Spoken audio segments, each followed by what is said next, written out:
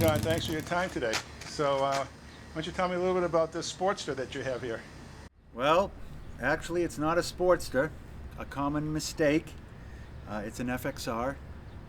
Harley Davidson made FXRs from 1982 to 1994. They're a great handling bike. That's almost their claim to fame, is their handling. But back in the late 70s, early 80s, when Harley Davidson was not in great shape, almost out of business. You know, they needed a new motor to update their shovel head, and a new bike to maybe bring new riders in. Guys that are riding Moto Guzzies and BMWs and maybe Triumphs and Nortons, that they were also belly up looking for new bikes. Maybe get a few people who are riding Honda CB 750s or whatnot. So they designed a new frame. That a team of engineers working on this. Eric Buell was one of them. He kind of came in and really kind of got the handling together with this thing. I guess they were having a little trouble getting the bike to handle, but he came in and kind of tightened up the whole thing. This was also originally designed to have the new motor in, the Evo motor, the Evolution motor, to replace the shovel head. But when it was released in 1982, the motor wasn't ready. So they put the shovel in for the first 2 years. And the shovel was a little smaller, so it didn't fit quite well. There was a lot of space around the motor, which a lot of people didn't like. A lot of traditional Harley riders thought looked funny or odd. They also thought it looked funny because of just the layout with the frame, the triangle under the seat. Just the whole design of the frame just seemed to be a little bit not traditional. And they weren't really, weren't great sellers, you know, certainly they weren't flying out the showroom floor. But back in, I think it was like 1986, I had a Cycle magazine, and on the cover they had the two new Lowriders, the FXR Lowriders, the Sport, which is this one, and then also the Lowrider Custom. And I saw those and I go, that's it, that is my next bike.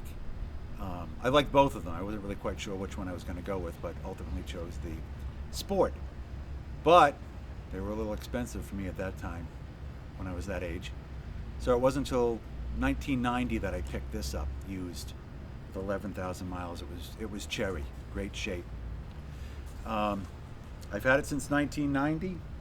I did a major makeover, I guess, in 2001, 2002 over that winter.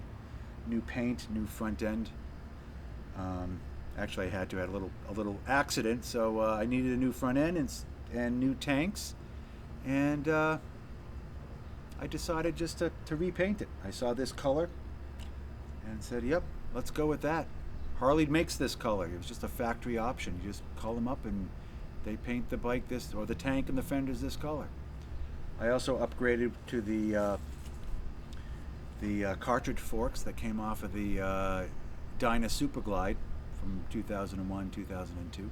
It's a cartridge fork, so it's a nice fork, kind of bolts on. But I also had to upgrade the brakes to the new brakes, which was great too. A few other things, spoked wheels. I redid the motor, rebuilt the motor at that time. Went to the black and chrome, which is a little nicer. That's about it. So 25 years later, here I am. 178,000 miles. I love the bike. It's awesome. So where have you taken this thing? Have you been to many places throughout the country? Well, up and down the East Coast, as far south as South Carolina, as far north as the Canadian Maritimes, Nova Scotia, Prince Edward Island, Cape Breton. But a lot of it's just local day rides. I'll go out for a whole day, 300 miles or so. Comfortable seat, one of the most comfortable I've had. And yeah, the motor's been worked on a little bit. Heads have been worked on. It breathes a little better. New carb, the typical cam, typical upgrades that most guys do. But I'm still running the original 80-inch motor, which a lot of guys at this point have put in bigger motors, but I'm still staying with the old 80-inch. The black sheep. The black sheep of the family. Well, thank you very much for your time. Had a lot of fun today. Thank you. It was a pleasure. Okay.